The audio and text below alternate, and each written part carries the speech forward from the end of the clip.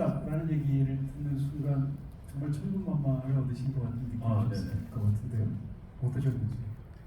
그러니까 사실 이게 너무 좋았고요. 일단 굉장히 좋았고 꿈에서도 막 나왔어요. 꿈에서 선배님이 나타나셔서 같이 하자 이제 이런 말씀도 해주시고 또 반대로 그게 너무 좋은데 반대로 갑자기 선배님이 전화가 오셔서 아 죄송하지만 사전 생겨서 못할 것 같다 이런 말씀을 하는 꿈을 꿀 정도로 되게 너무 좋았고 또 이게 잘 안 되면 어떡하나 불안하기도 했는데 그만큼 너무 좋았고요. 또 좋았던 이제 이유가 저는 개인적으로 선배님을 항상 영화나 작품에서 이제 볼 때마다 어떤 선배님의 지금 가지고 보여주고 계시는 모습들이랑 또 정반대에 있는 모습을 보여줄 수 있는 작품을 같이 너무 하고 싶다라는 이제 개인적인 욕망이 있어서 그게 이제 실현될 수 있어서 그게 가장 기뻤던 것 같아요. 네.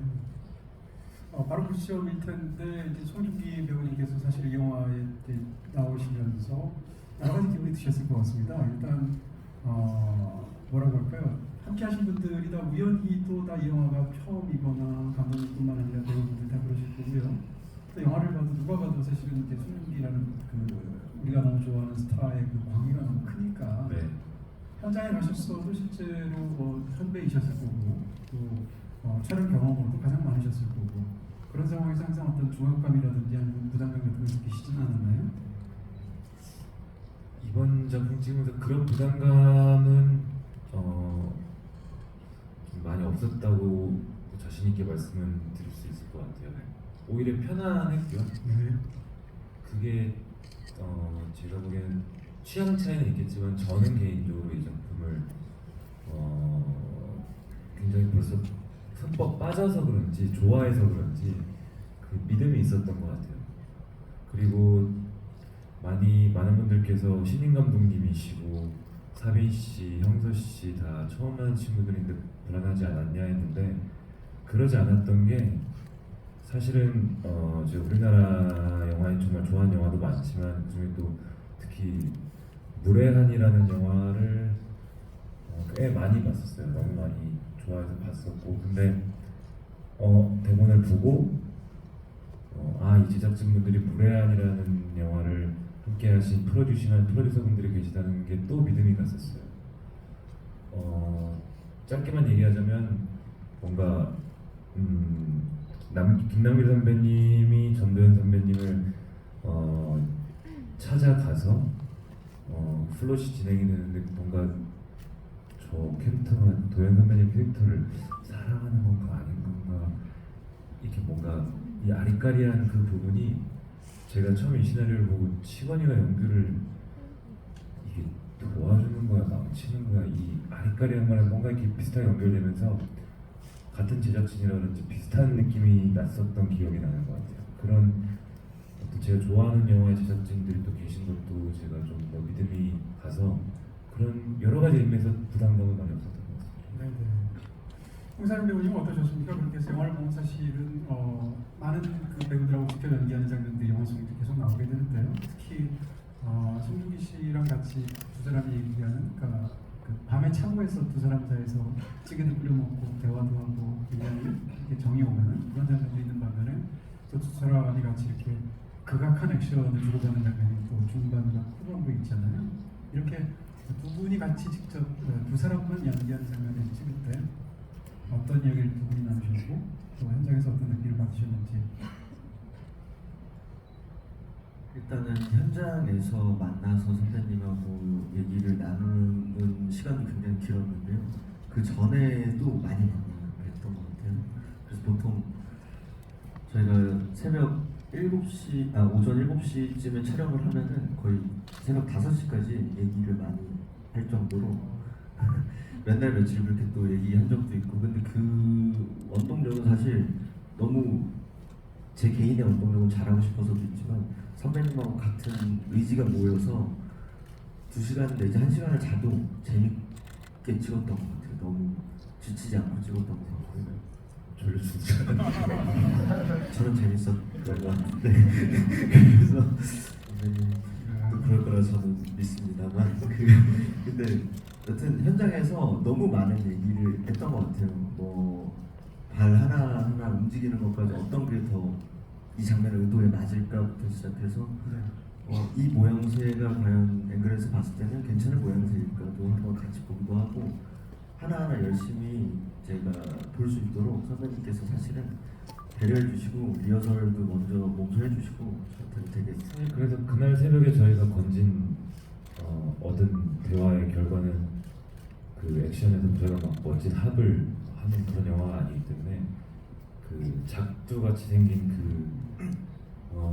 그 물건을 가지고 맞고 하려고 하고 다시 맞고 하는 그런 감정을 액션에 좀 담아보자라는 그 대화를 그 새벽에는 건졌었죠. 하나라도 건지면 뭐 성공한 거니까. 그 말씀을 하셔서 이제 이 영화 액션 이야기를 먼저 하게 되는 거 이제 액션이라고 해야 되는지 모르겠으나 이 영화의 액션 장면을 보면 사실은 무슨 생각을 했나 이거 러브씬 같다라는 생각을 제가 했고요. 그러니까 뭐 실제로 의미가 그렇다, 고지고대로 그렇다라는 의미는 아니고요.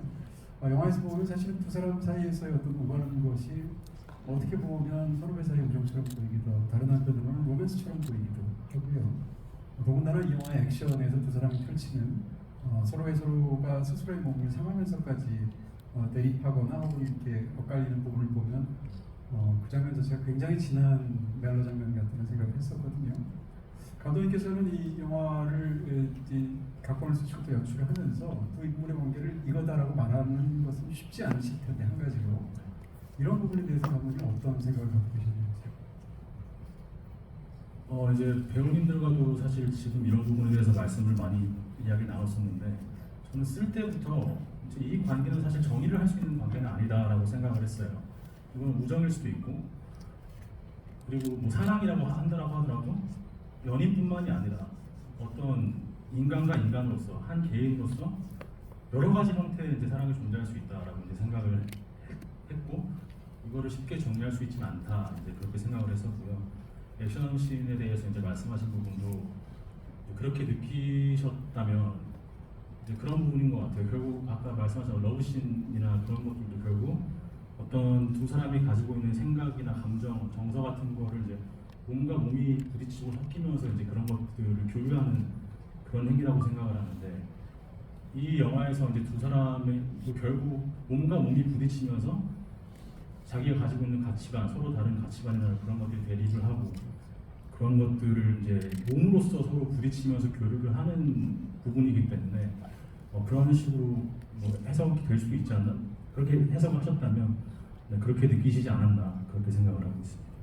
네, 그리고 이제 영화를 보면서 무엇보다도 강하게 받은 어떤 인상은 이건 결국 두 소년에 관한 이야기다라는 생각을 하게 됐었고요. 그랬을 때 그 두 소년의 관계는 뭘까 이렇게 생각이 역시 깊어지게 됩니다. 아마 오늘 보신 분들도 여러 가지 생각이 잠기셨을 텐데 어떻게 보면 그냥 표면적으로는 그 송중기 씨가 맡았던 직원이라는 인물이 홍삼인 씨가 맡았던 이 연규라는 인물을 통해서 자신의 과거를 보는 것처럼 보이기도 하고요. 그래서 자기에게는 없었던 보호자 역할을 해주고 싶은 어떤 마음이 드는 것처럼 보이기도 합니다. 다른 관점에서 본다면 어떤 한 소년의 두 가지 선택처럼 보이기도 하거든요. 송중기 씨가 맡은 직원이라는 인물은 사실 저기서 더 이상 떠나가야 된다는 의지가 없는 인물이지 않습니까? 말 그대로 환경이 되어버린 인물이잖아요. 반면에 연규라는 인물은 아직 파란에 가고 싶어하는 인물이지 않습니까? 그러니까 떠날 의지 자체를 포기한 채 남아있게 되면 시간처럼 보이고 떠나려고 끝까지 어떻게 하게 되면 결국은 영화의 엔딩에 등장하는 연규처럼 보이는 느낌도 있습니다. 거기에 대한 질문을 이제 두 분께 드리고 싶은데 이 두 인물의 관계는 이거다라고 말할 수 없을 정도로 한번 저한테도 이렇게 다양한 생각들이 들게 되는데 두 분은 당연히 더 수많은 것들을 생각하셨을 것 같고 일단 직원과의 관계에서 홍삼인 씨는 어떤 생각을 했습니까? 이 사람은 나에게 무엇이다라고 생각하고 이야기를 하셨는지. 저는 사실 사람이 가장 무서울 때가 일말의 가능성을 가지고 있을 때인 것 같은데요. 제가 배우를 하는 이유이기도 하고 개인적으로는 좋은 배우가 되고 싶다는 어떤 먼 우주의 얘기를 제가 일말의 가능성을 갖고 혼자서 계속 노력하는 와중이기도 하고 연규도 파란을 가고 싶다는 정말 약간의 가능성을 갖고 계속해서 고군분투하고 있는데 그 가능성을 조금 더 확장해주고 열어준 게 직원이었는데 결국에 중후반부에 들어서면서 시건의 입장에서의 화란과 영규가 생각한 화란이 달라지면서 이제 대립이 시작됐다고 저는 보는데요. 그래서 치건이라는 인물은 개인적으로 영규한테 세상을 알려준 인물인 것 같아요. 한 번도 손을 내밀어준 사람이 없었는데 그런 어른이 어디로 갈지 모르지만 일단 손을 내밀어줬기 때문에 영규가 그 손을 잡았는데, 그러다 보니까 이제 그게 결국에는 중국반부의 의견이 다르기도 한 그런 대척점이 생기다 보니까 다른 결말을 맞이하지 않나 생각이 들었습니다. 네, 그 연장선생님 한 가지만 더 여쭤보게 됩니다. 그러니까 너무 약간 범주화해서 질문 드리는 그 생각은 들긴 하는데요. 그러니까 치건이라는 인물을 만났기 때문에 마지막에 저 명한 씨를 떠날 수 있었다고 생각하는 것인지, 아니면 치건이를 만났음에도 불구하고 마지막에 명한 씨를 떠날 수 있었다고 생각하시는 것인지, 다시 말하면 치건이 먼 곳에서 드디어 찾아온 귀인 같은 존재인 건지, 아니면 말 그대로 저승사자 같은 존재인 건지 어떻게 느끼셨습니까? 연기하신 입장에서. 저는 연기하는 입장에서는 항상 전자로 생각을 했습니다. 언제나 귀인이었고 마지막에 뭐 이제 선배님께서 예를 들면은 개인의 치관의 인물이 비겁하게 느껴질 수 있는 선택이었다라는 말과는 다르게, 저는 그 비겁하다라는 말을 직접 스스로 뱉는 어른들 중에 비겁한 사람이 없다고 생각을 하거든요, 사실은. 그래서 저는 오히려 그 손을 놓아준다로 이제 받아들이고 해석하고 연기를 했었기 때문에 결과적으로 선배님하고도 장면을 준비할 때도 그런 이야기를 나눴고, 저한테는 언제나 귀인이었던 사람인 것 같습니다. 네, 멋진 대답 해주셨네요. 송중기 씨께 대해 한번 여쭤보고 싶습니다. 이 인물은 사실 수수께끼 같아서 더 매력적인 느낌이 있습니다. 우리는 사실 영화를 통해서 보면서 일단 스토리라인은 그 홍사민 씨의 그 연기를 따라가기 때문에 이 인물이 어떤 상황인지 과거가 어땠는지를 짐작할 수 있는데요. 네. 수수께끼 같은 송중기 씨가 맡은 그 인물, 그러니까 치건이라는 인물은 연못 그 호숫가에서 하는 이야기를 제외하면 네. 그 일 이후에 지금 현재 사이에 한 수십 년의 세월이 비어있지 않습니까? 네. 그걸 알 수 없다는 게 이 인물이 굉장히 매력적인 부분이기도 할 텐데요. 네. 질문 드리고 싶은 것은 이런 배역을 만들 때, 이런 굉장히 매력적인 배역을 맡으셨을 때 이 사실 채우시나요? 그러니까 이 인물의 전사를 생각하시고 연기를 하시는 건지, 아니 말 그대로 그냥 시나리오에 써 있는 부분만 정확하게 생각하시고 거기서 어떤 감정을 이끌어내시는 건지. 거기에 저 혼자 나름대로 생각한 전사라고 해도 되겠죠. 있는데 그게 사실은 이번에는 중요하다고 생각은 안 했어요. 그게 뭐가 됐든 지금 작가님께서 말씀해주신 대로 조금 열어놓고 다양한 해석을 관객분들께서 하실 수 있게, 그게 작가님께서 방금 미스테리하다고 말씀해 주셨는데 그게 오히려 도움이 될 수도 있겠다는 생각을 했었던 것 같아요. 그것보다도 좀 더 집중하고 싶었던 거는 뭔가 연기와의 관계성을 좀 더 집중하려고 했었고, 그리고 사실은 그 치건이의 뭐 전사라고 친다면 그 많이 등장을 안 하기 때문에 사실은 그 부분을 감사하게도 상대 배우이신 김종수 선배님이 맡아주신 큰형님 김종수 선배님께서 많이 채워주셨다는 생각을 솔직히 많이 했어요. 뭐라고 해야 될까요? 관객분들께서는 어떻게 느끼셨는지 모르겠지만 저는 할 때 종수 선배님이 계속 제 귀를 이렇게 이쁘다고 하시는 건데 제 귀를 이렇게 자꾸 이렇게 흔드는 거를 계속 해주셨어요. 그리고 저를 칭찬해주는 장면인데 너 요즘에 잘 된다 이거 좀 있으면 뭐 이 형들 따라가겠어 막 하면서 어깨 동무를 하시는데 저는 그게 이렇게 움츠려들더라고요.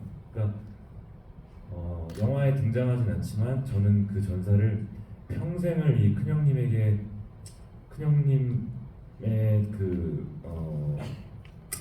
큰형님께 낚시를 할 때 제가 그 사람 때문에 건져 올려졌지만 그 이후로 이 사람한테 평생을 가스라이팅을 당했다고 생각하면서 그 전사를 좀 짰던 건 있었던 것 같아요. 그러면서 그런 부분에 있어서 저의 그 미스테리한 면들을 큰형님이 많이 채워주시지 않았나라는 생각을 좀 했었죠. 네. 오래전 일들을 상상하게 되면 어떻게 보면 또 다른 의미에서 이 영화의 치건이 연규에게 어떤 일을 베풀면서 끌어들이는 것과 유사한 일들이 두 사람 사이에서 있지 않았을까라는 추측을 하게 되는데요. 감독님께 여쭤보고 싶은 것은 이 영화에 이제 등장하는 가상의 도시는 실제로 이제 춘천에서 찍었다고 들었는데요. 네. 근데 이제 명안이라는 이름을 붙이셨잖아요. 다 보고 나니까 그 이름이 굉장히 절묘하다는 생각이 들고 그 도시 이름은 아마 치건 때문이 아닌가라는 생각이 드는 거예요. 저한테 명안이라는 말을 딱 들으면 명계에서 느끼는 어떤 안락함 같은 느낌이 있거든요. 그러니까 치건이라는 인물은 저기를 벗어나기를 포기를 한 인물인데 그게 영화 속에서 굉장히 처절하면서도 슬픈 어떤 이상한 안락감 같은 게 있어요. 평화로움이라고 볼까요? 그러니까 폐허에서 느끼는 어떤 그런 이상한 감정 같은 것들요.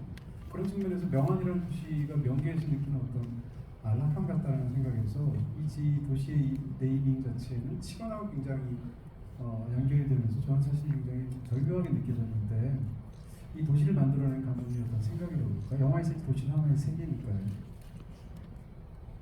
일단 도시를 처음에 가상의 도시를 만들어야겠다고 생각했던 가장 근본적인 이유는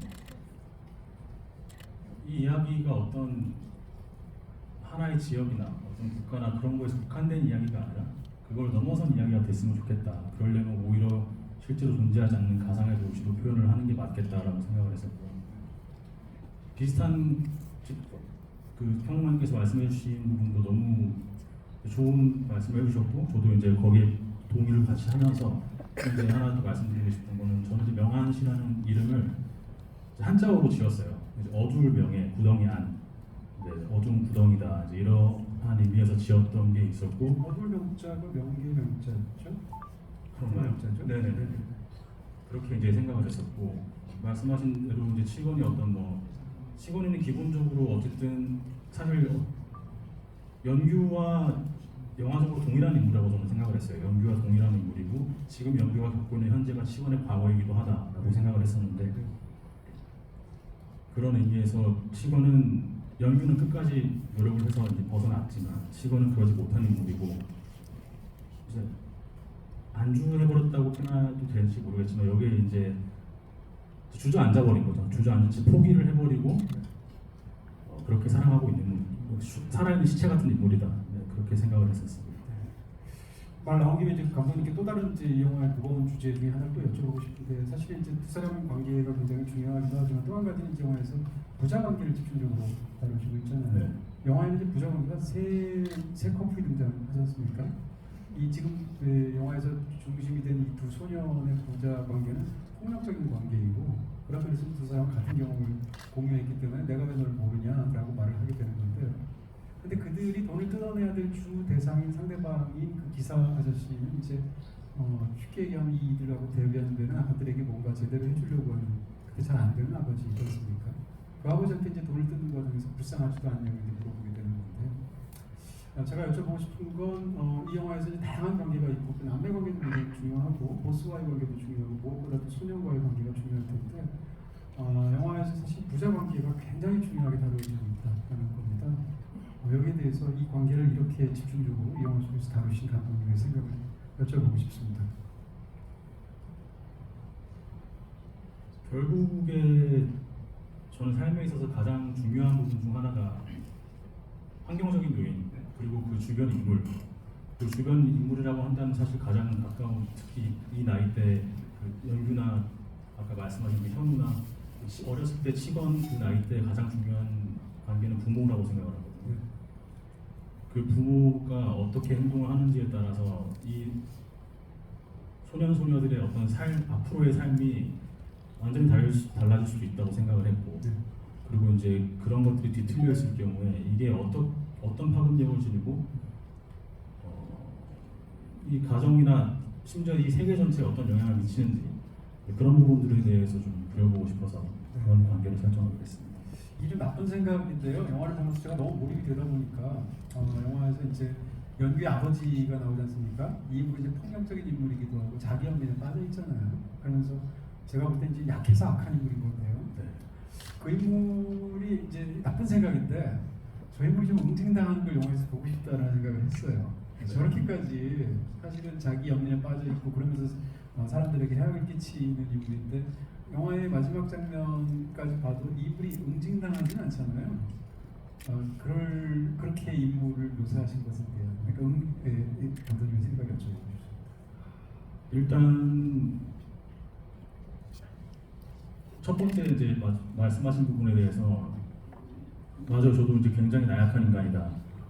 나의 어떤 결함이나 이런 것들을 내 가장 가까운 사람들에게 피력하고 그 화살을 거기에 던지는 사람이라고 생각을 했고 그렇기 때문에 이제 이런 폭력적인 행동을 가장 약자에게 하는 사람이다라고 생각을 했었고요. 응징이라는 부분에 대해서는 저는 그런 생각을 했었어요. 이 사람에게 있어서 이 사람이 이제 하는 행동들이 막 화분을 돌보려고 하고 결국 이제 이 가족을 통제하고 싶어하는 사람이고 소유하고 싶어하는 사람인데 그게 마음대로 안 되기 때문에 그런 폭력적인 성향이 더 커진다라고 생각을 하기도 했어요. 그렇다면 이 사람에게 가장 큰 응징이 뭘까라고 생각을 했을 때 버려지는 것이라고 생각을 했거든요. 네. 그런 의미에서는 응징을 받았지 않았나 이제 저는 개인적으로 그렇게 생각을 했었고요. 저희가 지금 사빈 씨랑 저랑 이렇게 막 속삭이고 있었는데 네. 왜 그랬냐면 소름 돋아가지고 저희가 현장에서 그 얘기를 했었거든요. 감독님, 저희는 이제 감독님의 디렉팅을 따라가는 배우이지만 감독님의 그런 거에 상관 저희 진짜 그러니까 지금 작가님께서 응징이라는 말을 썼는데 저희는 또 엄악하게 진짜 좀 죽여야 되는 거 아니냐. 저도 사실 그 말을 쓰고 싶었는데요. 그 작가님 말씀대로 이 아버지라는 그 관계가 여러 몇 가지 나오는데 이 물론 알코올 중독자기도 하고 그런데 방금 작가님 말씀하신 대로 뭐 자기 합리화도 하고 하는데 마지막에 그런 이 극단적인 상황까지 벌어졌는데도 하얀가 하면서 자기 딸한테 이렇게 다가올 때막 이 말을 조심해야겠다. 화가 나는데 사리가 덥죠. 그것도 뒤틀렸지만 사랑의 일종인 거잖아요. 또 자기 딸은 또 살아 돌아왔다가 하는데 막 짜증이 유발이 돼가지고 저희 사빈 씨랑도 그런 얘기 했었어요. 너무 부드럽게 온화하게 응징이라는 단어를 해주셨는데 방금 그 말씀하셔서 저희가 좀 소름 돋았어요. 똑같은 그런 인물이죠. 네. 죄송한데 제 말을 끊었었나요? 아니 이 수많은 관객들의 마음을 대변해 주셨습니다. 네, 이제 저도 사실 그런 생각을 했었고 심지어 이제 연규가 이 아버지를 죽이는 결말을 생각을 했었어요. 생각을 했었지만 이제 바꾸게 된 이유는 이제 그렇게 했을 때 연규에게 남는 게 뭘까 이제 였던 것 같고 연규를 위한 선택이었다고 저는 생각을 했어요. 이게 이 아버지를 죽이지 않는 결국 어쨌든 연규가 이제 특히 치건이나 하얀 이제 그런 인물들을 통해서 그 겪어나간 것들이 있고 그걸 통해서 이 친구도 이제 성장을 했을 것이고 그것이 원인이 되어서 이 마지막에 그런 이제 선택을 죽이지 않는다는 선택을 했다 그런 생각을 했습니다. 이제 좀 약간 좀 뭐라 그럴까요? 좀 영화를 보면서 재밌게 생각하는 저런 디테일과 저런 설정은 어떻게 나왔을까 이걸 좀 여쭤보고 싶습니다. 두 사람이 이제 결정적으로 가까워지게 된 그 차고 사실 그 공간도 너무 잘 만들었다는 생각이 들어요. 그 인물이 정말 그런 공간에 살 것 같잖아요. 그리고 나서 차고 다니는 칼로 매운탕을 끓여주는데 매운탕은 사실 어렸을 때 자기 아버지랑 관련되어 있는 결정적인 아픔하고 관련되어 있는 음식이기도 하고 그래서 그걸 끓인 상태에서 이제 생선을 먹는 장면인데요. 네, 저는 생선을 그렇게 먹는 사람은 또 처음 봤거든요. 일단 뜨거울 거고요. 그다음에 고기를 그렇게 먹을 수 있겠으나, 네. 그래서 그 장면에서 더군다나 이제 홍사빈 씨는 제 그쪽에서 역할 모델이니까 형님 하시는 대로 따라하는 이런 데서 이렇게 먹는 건가 보다 이렇게 고단히 따라하게 되는데 기술적으로도 어려웠을 것 같고요 먹는 게. 그다음에 굉장히 독특한 그런 설정이기도 하고 이런 설정들은 어떻게 나온 거면 두 분이 연기하실 때 어떻게 하는지 여쭤봅니다. 일단 처음에 그 씬을 이제 만들었을 때 했던 생각은 그런 생각을 했어요. 이제 시건이가 늘 손을 쓰는 사람이라고 저는 생각을 했어요. 이 목공을 하고 그리고 이제 그러면서 이 손을 써서 먹을 수도 있을 것이다. 좀 그런 것에 가까운 사람이다라고 생각을 했고 연규는 그 모습을 보면서 이 이상한 형태를 따라했으면 좋겠다. 일단 그런 생각에서 먼저 생각을 떠올렸던 거고, 좀 더 이제 깊이 들어가서 이 말씀드리자면, 이 영화에서 그리고 이제 손이라는 것이 이제 제가 이제 사용했던 제 나름대로의 이제 생각은, 손은 이제 사람을 도와주고 뭐 구원하고 이제 이런 데 사용되어야 될 어떤 것이라고 생각을 했는데, 연규는 적어도 그렇게 믿고 있는데, 치고는 연규와 결국 같은 그런 본성을 가지고 있지만 그런 거랑은 정 반대되는 삶을 강요당하는 그런 세계에 있고, 연규는 그걸 모른 채 이제 그 치곤의 그런 세계를 따라하기 시작한다. 거기에 매료돼서 따라하기 시작한다. 이제 이런 생각들을 좀 하면서 만들었던 신이었습니다. 제가 근데 손으로 먹어야 돼요? 이렇게 좀 쪼개줄 것 같았어요. 근데 감독님께서 저렇게 그 생각해보신 깊이 있는 의도는 제가 모르지. 아니 뜨겁다고 감독님 젓가락으로 먹으면 안 되냐고요. 했는데 감독님께서 그때 말씀해주신 게 말씀이셨고, 선배님 이거 연규가 따라해야 돼서 이렇게 좀 해주세요 이렇게 하시더라고요. 그때 말씀하신 게 기억나요. 네. 그 장면에 그러면 생선들이 많이 준비되어 많이 찍으셨나요? 아니면 어떻게 여러 번 석션하셨나요? 여러 많이 찍었는데요.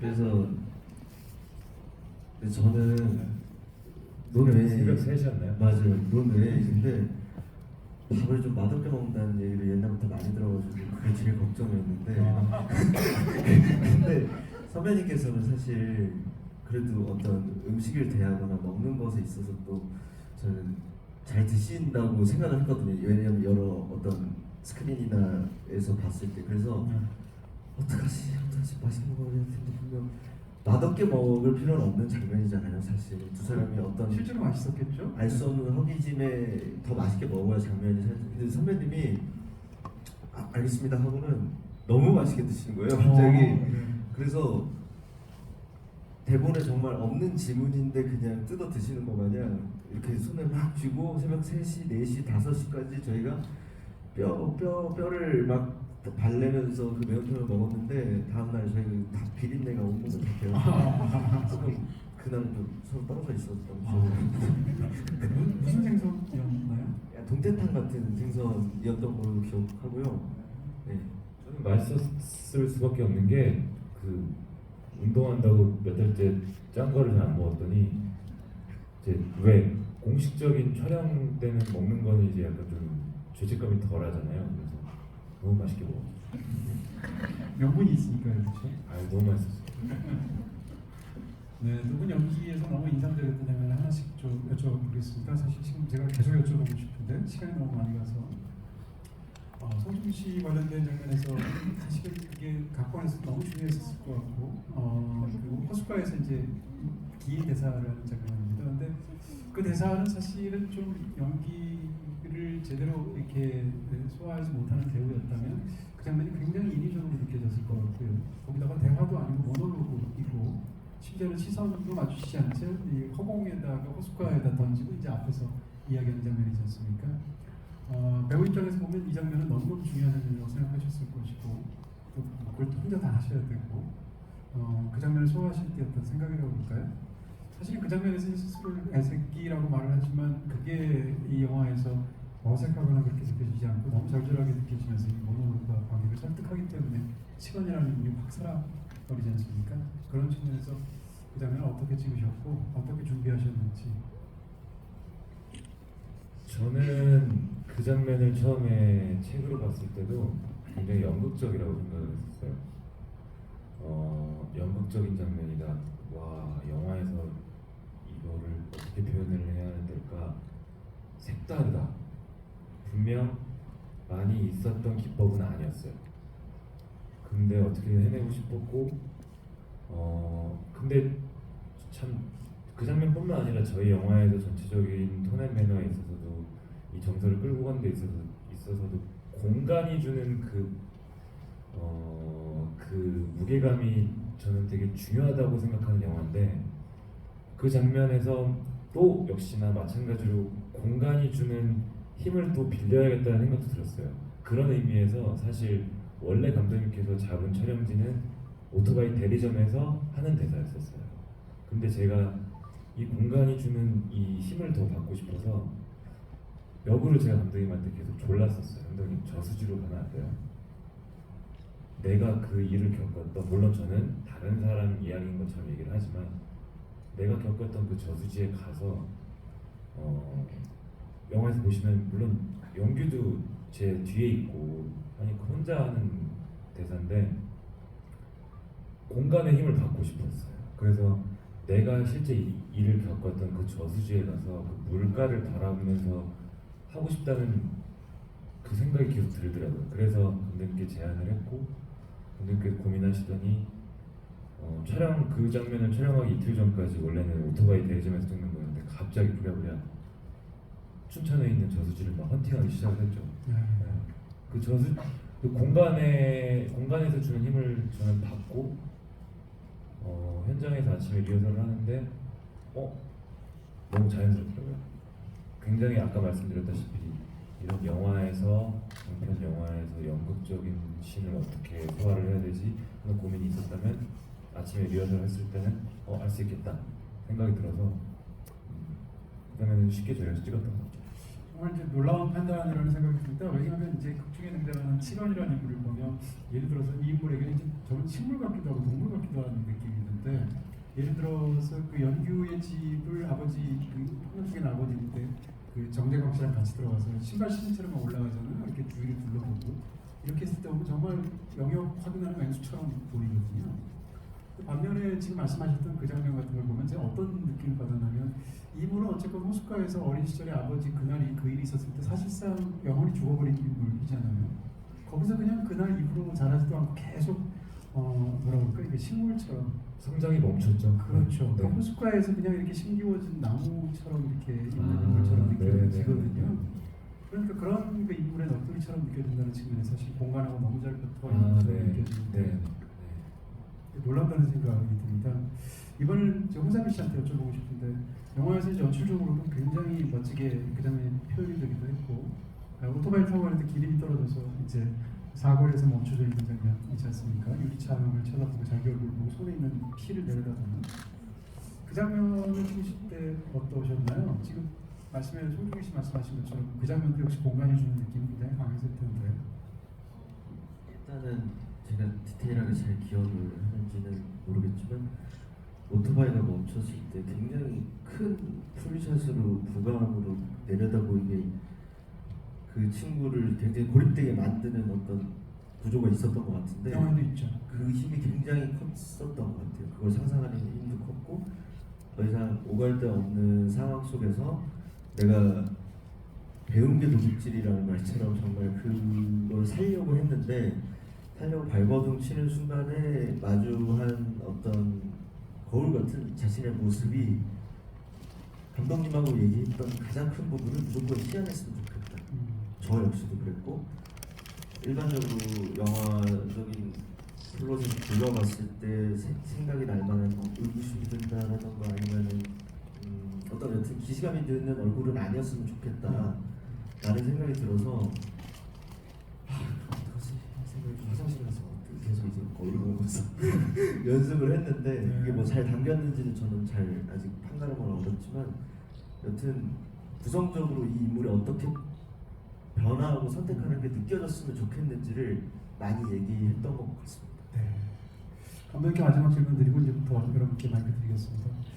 추측한데 이 영화는 아마 결말 부분에서 굉장히 많이 고민하시지 않으셨을까 싶고 제 생각에 고려하셨던 다른 결말도 있었을 것 같습니다. 그 중에서 가장 극악한 버전을 말씀해 주시죠. 뭐 어차피 안 나왔으니까. 가장 극악한 버전 연기 빼고 다 죽는 버전이었어요. 연기 동생은 왜? 하얀이는 연규를 구하려는 싸움 안에서 죽어버리고 그 전에 먼저 죽고 집으로 돌아왔더니 엄마가 죽어있고 그 모습을 기억한 연규가 이 아빠는 하얀이를 여전히 찾으면서 돌아오고 그 아버지까지 죽여버리고 그리고 혼자 남은 상태에서 어머니에게 이제 어떤 말을 하는 그런 형태의 그렇게 안 해주셔서 너무 감사합니다. 타키노 영화가 너무 우리 네네. 감정이 우리가 깊이 몰입돼서 힘든데. 네. 자, 그럼 지금부터 여러분들의 질문을 받도록 하겠습니다. 이거 마이크가 준비된 것 같고요. 네, 저기 계신 분들 네. 질문을 한 가지씩만 간단히 해주시면 감사하겠습니다. 김창원 감독님께 질문드렸어요. 범죄 조직을 다루고 있는 영화인데 조직원들이 이제 문신을 한 장면은 거의 못 본 것 같아요. 흉터에 초점을 둔 것 같은데 특별한 이유가 있으신지 궁금합니다. 네, 질문해 주셔서 너무 감사합니다. 그 부분에 대해서도 저도 사실 고민을 굉장히 많이 했었어요. 문신을 넣을 것인가. 근데 이제 이 명한시 내에서 이들의 특징을 봤을 때 문신은 어울리지 않을 것 같다라고 생각했던 이유는 이 사람들은 이 명한시를 장악하고 있는 사람들이고 그 사람들과 굉장히 밀착되어 있어야 한다, 이질감이 없어야 한다라고 생각을 해서 그들과 좀 이 자기들의 어떤 본 모습을 숨기고 잘 녹아들 수 있는 방향이려면 문신이 없어야 한다라고 생각했습니다. 네, 또 질문하실 분 계신가요? 네, 저기 여자분 하실까요? 네. 너무 깊은가요? 네, 정가운데 계시네요.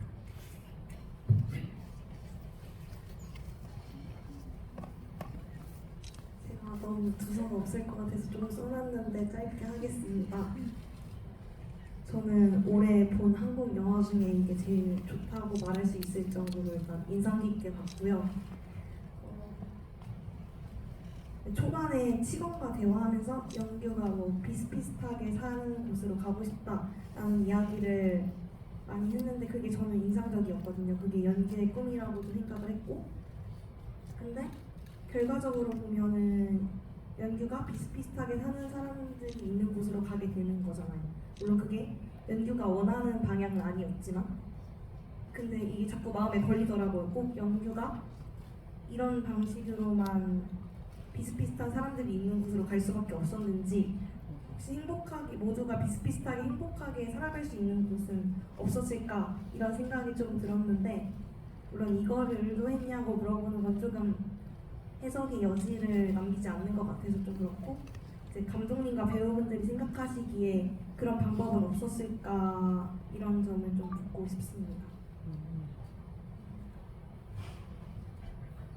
그러니까 비슷비슷한 곳으로 지칭되는 화란으로 복귀하면서 끝나는 것이 아니라 그것을 생각하면서 떠나는 것이 아니라 또 다른 어떤 방식으로 살아가는 방법은 없었을까 이런 질문인데. 네, 맞습니다. 네.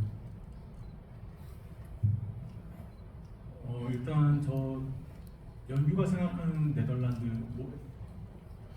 같은 경우에는 우리가 알고 있는 그 네덜란드랑은 좀 다른 개념이라고 저는 생각을 했어요. 그냥 연규가 상상하는 꿈에 그리는 어떤 이상 그런 곳이라고 생각을 했고, 그것이 이제 현실에 존재할지 안 할지는 모르겠지만 연규는 이제 그런 곳으로 찾아서 가려고 하는 거고, 말씀하신 부분에 대해서는 이제 이 세계에서는 그러한 비슷비슷하게 살아가면 너무 좋겠지만 그런 것들이 안 되기 때문에, 그리고 실제로 우리가 돈을 두고 찾아봐도 정말 그런 곳이 있을까 싶은 생각이 들었어요. 그래서 지금과 같은 형태로 여기가 그곳으로 가려면 싸워야 했다라고 생각했습니다. 네. 또 질문하실 분 계실까요? 네. 이번엔 좀 계신 분 할까요? 그 바로 뒤에. 네. 동선이 너무 복잡해서. 저는 이 영화 자체가 굉장히 처음부터 끝까지 좀 무겁잖아요. 무겁고 좀 어두운 면이 많이 보이는데, 사실 영화를 촬영하고 나서 촬영하는 매 회차마다 이 무거운 감정을 털어내기 위해서 도대체 어떤 것을 하셨을지가 궁금해요. 배우님들도 그렇고 감독님도 그렇고, 이 어두운 감정들을 분명히 일상생활에서 풀어냈어야 됐을 텐데 어떻게 풀어내셨는지 되게 궁금합니다. 어떻게 보셨어요?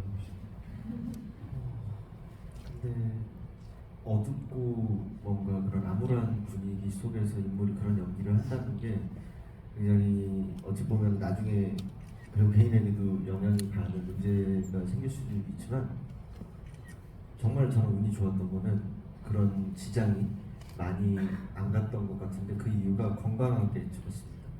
되게 건강하게 찍었고 설명을 생선을 많이 실제로도 추천 근처에 맛있는 생선집 많았는데 그러니까 저한테는 그래도 된다는 믿음의 울타리가 있는 현장이었기 때문에 이 장면을 찍을 때 충분히 어두워져도 되고 끝나면은 어차피 감독님이나 중기 선배님이나 뭐 여러 스태프 배우분들이 소소하게 담화를 나누면서 웃을 수 있는 곳이 있다라는 믿음이 있었던 현장이었어서 저한테는 개인적으로 그런 온오프 자체가 굉장히 저한테는 잘 되는 현장인 게 기본 베이스였기 때문에 이번 영화는 되게 무리가 없었던 것 같습니다. 저도 똑같아요. 온오프가 정말 이렇게 긍정적인 방향으로 건강한 방향으로 이렇게 왔다 갔다 할 수 있는 현장이었어서 물론 이 설정들과 영화의 플롯들은 굉장히 어둡고 무겁고 한데 그 온오프가 저희는 확실했었어요. 그래서 그렇게 큰 걱정은 없었습니다. 촬영 현장은 굉장히 이렇게 그 우호적이고 떠들썩하고 농담도 이런 분위기. 많이 깔깔댔었고요. 네. 왜 배신감이 들죠? 그리고 굉장히 밝았던 이유가 정우성 선배님이 현장에 자주 오셨었어요. 네. 밝았어요. 생각만 해도 밝잖아요. 그래서 저희 사빈 씨 오토바이 타는 장면 저희가 뭐 비트라고 막 굉장히 부끄럽고 자랑스러웠는데 형사 씨가 있던 게 저희한테 너무 큰 힘이 항상 됐습니다. 맞아요. 그렇군요. 네. 또 질문하실 분 계신가요? 이번엔 여기 계신 분, 여기 계신 분. 네. 시동과 연구가 중후반 그 손톱을 뺀지 뽑는 장면이잖아요. 이 장면이 약간 감독님께서 말하신 손의 의미를 가지고 있다가 없애면서 전개를 나가시는 것에 어떤 의미를 가지셨는지 궁금해요. 죄송하지만 뒷부분 마지막 부분이 잘 안 들려서 감독님께서 아까 손의 의미에 대해서 작품이 어떻게 나타내는지 알려주실 때 이 의미를 없애면서 나타내는 건지 그렇게 하시는 건가요? 그 의미를 없앤다라는 생각은 하지 않았던 것 같아요. 그 장면을 만들면서 그런 생각은 하지 않았었고 그 장면 같은 경우에 이제 제가 생각했던 의도는 이제 연규가 결국 시건의 입장에서 연규에게 이 세계의 생리를 알려줘야만 했고 연규는 자기가 생각했을 때 이 사람이 너무 불쌍한데 왜 이렇게까지 해야 되냐 이제 그런 생각을 하고 되게 양식의 가책을 느끼고 있는 아이였는데 시건은 이제 그랬던 것 같아요. 그 순간에 연규의 연민도 느꼈을 것이고 일종의 내 동생에 대한 책임감도 느꼈을 거고 그리고 동시에 연규가 이제 그런 대사를 하잖아요. 형은 그 사람 불쌍하지도 않아요? 라는 말을 하는데 전 치원도 똑같이 그렇게 생각했을 거라고 생각하거든요. 분명히 연규가 마찬가지로 불쌍하고 그런 생각을 하고 있지만 그럼에도 불구하고 우리가 살고 있는 이 세계에서는 그런 것이 용납될 수가 없어 라는 걸 분명히 이제 보여줘야 했기 때문에 그런 선택을 했다 이제 그렇게 생각을 했습니다. 네. 질문하시겠어요? 맨 앞에 계신 분? 네. 안녕하세요. 저 같은 미성년자로서 되게 감정이입하면서 잘 봤거든요. 같은 미성년자. 네. 그 15세 이상이신 거죠? 네, 고3. 근데 감독님께 질문을 드리면은 연규라는 캐릭터는 잔혹한 세상을 겪어가며 착하고 순수할 때그 가치관들이 파괴되어가는 모습을 보여주는데 마지막 연규가 하연이와 명한 씨를 떠나는 장면에서 큰형님이 살아있는 시점에서 끝내 화랑을 찾았는지가 궁금합니다. 고상 맞아요? 우선 영화 너무 잘 봐주셔서 정말 감사합니다. 연규가 결국 이제 여쭤보시는 거는 화랑을 찾았는가 이제이신 거잖아요.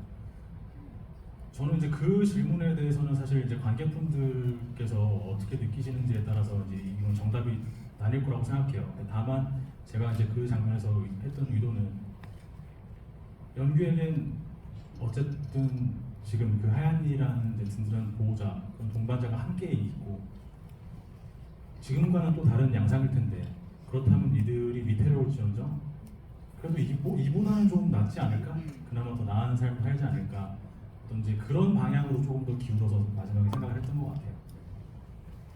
네, 또 질문하고 계신가요? 네, 이번엔 저쪽으로. 네, 그 앞뒤 분 두 분 하시겠습니까? 네, 그 통로에 계신 분. 손 들어 주시겠어요? 네. 우선 이번 부산국제영화제에서 다시 만나 뵙게 되는 것 하고 있고요. 앞서 동진 평론가님이랑 창훈 감독님께서 응징 파트에 대해서 얘기하시면서 창훈 감독님이 응징 파트는 연기와 행복한 결말로 가길 바라면서 쓰셨다잖아요. 그래서 제가 질문드리고 싶은 건 김창훈 감독님과 홍사빈 배우님에게 질문드리고 싶은데, 우선 마지막 이 응징 파트에서 김창훈 감독님이 디렉팅이나 아니면 홍사빈 배우님이 감정성을 잡은 게 용기일까 관용일까, 아니면 가정폭력에 대해 남아있는 아직 두려움일까, 아니면 혹은 미지의 감정이 있을까, 그런 거에 대해서 좀 질문을 드리고 싶습니다.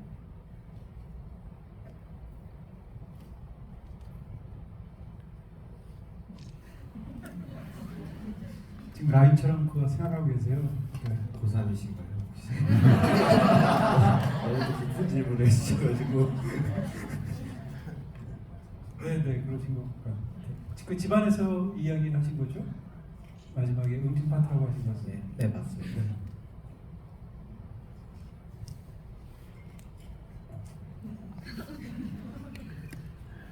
그 부분에서 저는 이제 이것이 아까 뭐 용기인지 어떤 것인지라고 이제 말씀하셨던 것 같은데, 되게 이제 다양한 정서라고 생각을 해요. 연규가 이제 그 순간에 정말 말로 다 할 수 없는 그런 분노와 슬픔이나 이제 이런 것들을 느꼈을 텐데, 거기서 이제 이 아버지를 결국 처단하지 않잖아요. 처단하지 않는다는 것 자체가 아까 말씀하셨던 대로 굉장히 좀 용감, 그 또한 어떤 용기라고 생각을 하고요. 거기서 이제 이 모든 결과를 내가 책임지겠다라고 생각하는 그 하얀이의 경우에도 저는 굉장히 용기 있는 선택이 아니었나, 그렇게 생각하고 있습니다.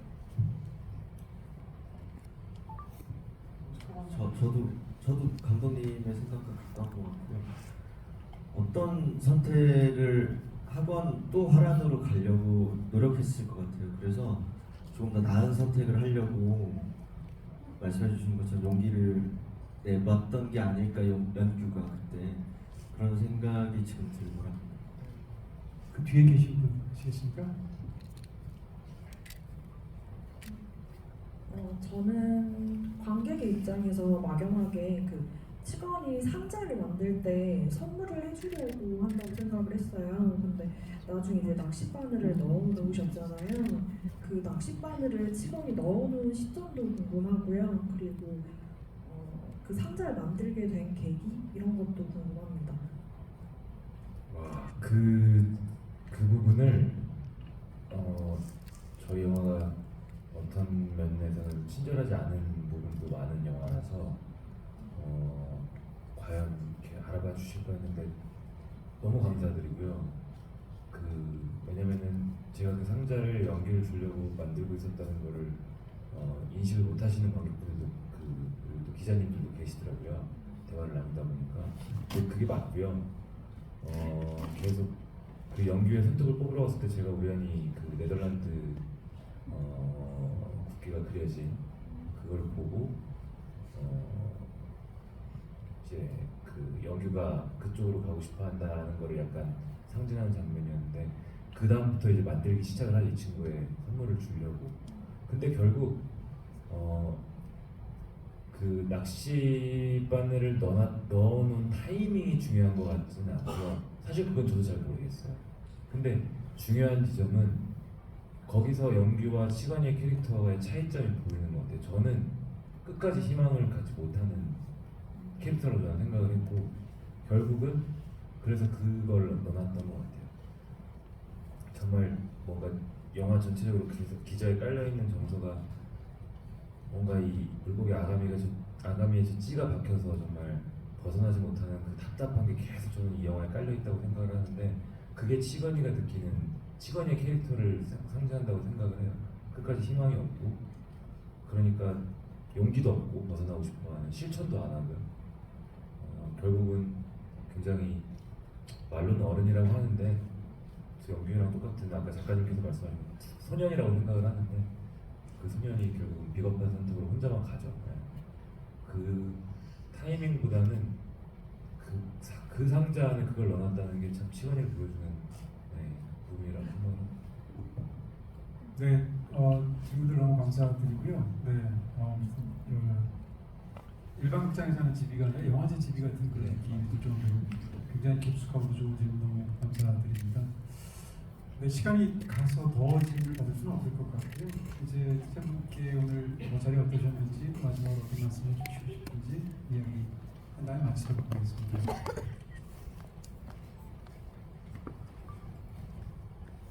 그래서 살면서 이제 처음 해본 GV였는데요. 너무 떨리면서도 또 이렇게 여러 가지 방향에서 관객분들께서 생각을 해주신다는 것도 너무 정말 감사하기도 했고 정말 또 즐겁기도 한 그런 시간을 보냈던 것 같습니다. 정말 와주셔서 다시 한번 너무 감사드리고요. 저희는 이제 앞으로 남은 홍보 일정까지 잘 마무리하도록 하겠습니다. 감사합니다. 오늘 관객분들하고 만나는 건 거의 첫 선인 것 같은데요. 영화를 찍을 때는 저희끼리 매일 얘기도 하고 고군분투하면서 찍었다는 느낌이 아주 강하게 들었는데 이렇게 영화를 같이 보시고 하니까 같이 고군분투하면서 이야기를 나누는 기분이 들어서 저는 사실 많이 뭉클했습니다. 그래서 이 뭉클함 오래 느끼고 싶고요. 많은 분들이 저희 영화 사랑해 주셔서 또 뵐 일이 있었으면 좋겠습니다. 오늘 와주셔서 감사합니다. 네, 사빈 씨 말씀해주신 것처럼 저희 영화 이제 관객분들과 처음으로 같이 이렇게 대화 나누는 거는 오늘이 시작인데 다양한 얘기 나눌 수 있어서 너무나 즐거웠고 이게 저희 영화의 매력인 것 같아요. 많은 분들이 각자 생각하는 지점들에서 공유하는 게 참 다양한 얘기를 나눌 수 있는 영화라는 생각이 들어서 개인적으로는 좀 부족한 것도 많지만 뿌듯하고요. 이 분위기 보라서 부산국제영화제에서도 GV가 몇 번 있고요. 또 매진이에요, 매진. 네? 매진이라고. 매진이에요? 아. 정말 감출 수가 없네요. 많은 자리가 있을 것 같아요. 그때 좀 더 긴 시간 대화를 나눌 수 있는 시간이 됐으면 좋겠고 아까 어떤 분께서 말씀해 주셨는데 부산에서 꼭 또 뵀으면 좋겠고요. 오늘 이렇게 늦은 시간까지 함께 자리해 주셔서 정말 마음 깊숙이 진심으로 너무나 감사드립니다. 고맙습니다. 마치도록 하겠습니다. 감사합니다.